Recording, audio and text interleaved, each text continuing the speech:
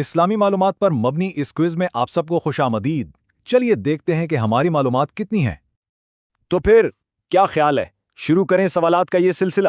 ہم آپ سے سوال پوچھیں گے، آپ تھوڑا سوچئے گا اور پھر ہمارے ساتھ جو ایکسپرٹ ہیں وہ آپ کو صحیح جواب بتائیں گے۔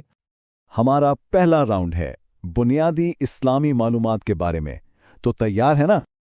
چلیے پہلا سوال آپ کے لیے، لفظ فاتحہ کا مطلب کیا ہے؟ یاد رہے کہ یہ قرآن پاک کا پہلا باب بھی ہے۔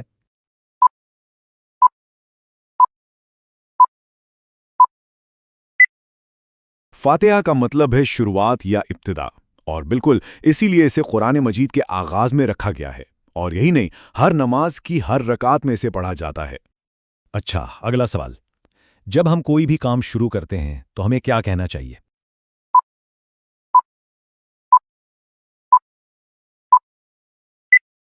اس کا جواب ہے بسم اللہ، یعنی اللہ کے نام سے شروع۔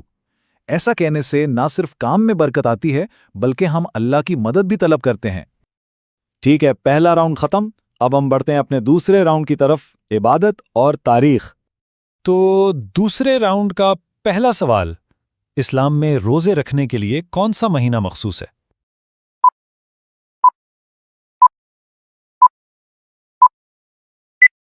جی، یہ مقدس مہینہ رمضان کا ہے۔ یہ اسلامک کیلنڈر کا 9واں مہینہ ہے اور مسلمانوں کے لیے یہ انتہائی برکت والا سمجھا جاتا ہے۔ اب تھوڑا تاریخ کی طرف چلتے ہیں۔ اسلام کی سب سے پہلی شہید کون تھی؟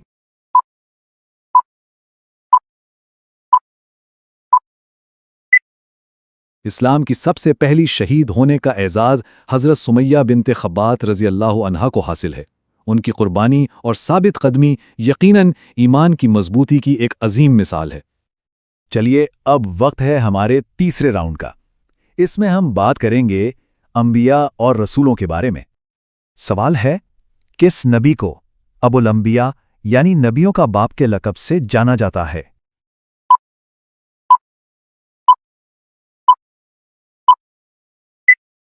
یہ لقب حضرت ابراہیم علیہ السلام کو ملا ہے۔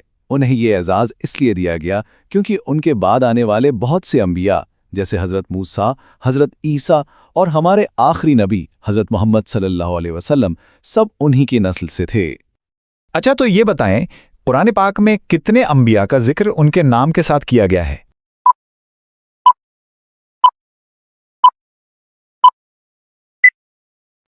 قرآن مجید میں کل 25 انبیاء کا ذکر ان کے نام کے ساتھ ملتا ہے۔ حالانکہ اسلامی عقیدے کے مطابق اللہ تعالیٰ نے ہزاروں انبیاء اور رسول بھیجے ہیں۔ اور اب ہمارا آخری اور سب سے تیز راؤنڈ، قرآن کے بارے میں کچھ خاص باتیں۔ اس راؤنڈ کا پہلا سوال، قرآن مجید کی سب سے طویل یعنی سب سے لمبی سورت کون سی ہے؟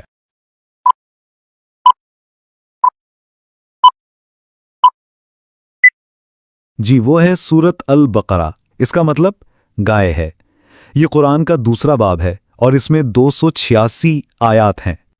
اچھا، تو اب یہ بتائیں کہ پورے قرآن مجید میں کل کتنی آیات ہیں؟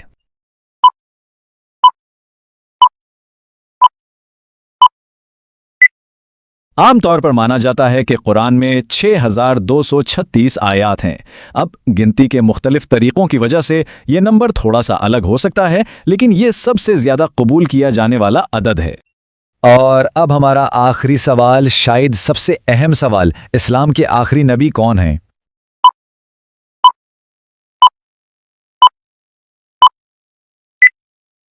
اسلام کے آخری نبی حضرت محمد صلی اللہ علیہ وسلم ہیں۔ انہیں خاتم النبیین بھی کہا جاتا ہے، یعنی نبیوں کی مہر، جس کا مطلب ہے کہ ان کے بعد کوئی نیا نبی نہیں آئے گا۔